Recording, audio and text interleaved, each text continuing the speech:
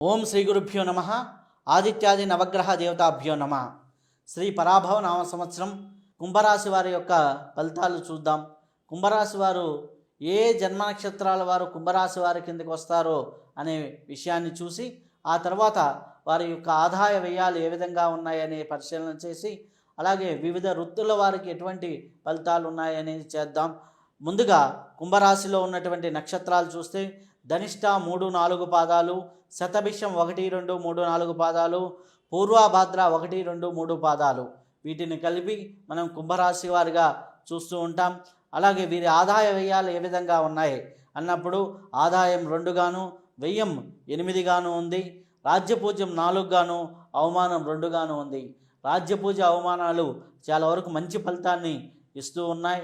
చాలా సత్ఫలితాలు బాగా ఉన్నాయి. కాకపోతే ఆర్థికంగా కొద్దిగా ప్రణాళిక లేకపోతే కొద్దిగా ఇబ్బంది పడేదానికి ఆస్కారం ఎక్కువగా ఉంది.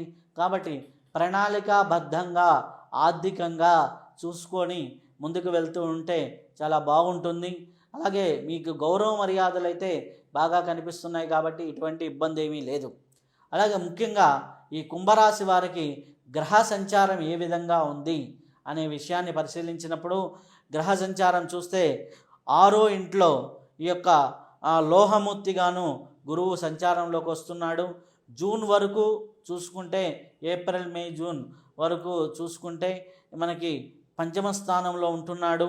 పంచమ స్థానంలో నుంచి 6వ స్థానంలోకి గురువు రావటం వల్ల కొద్దిగా ఇబ్బందికర పరిస్థితులే పెరుగుతున్నాయి.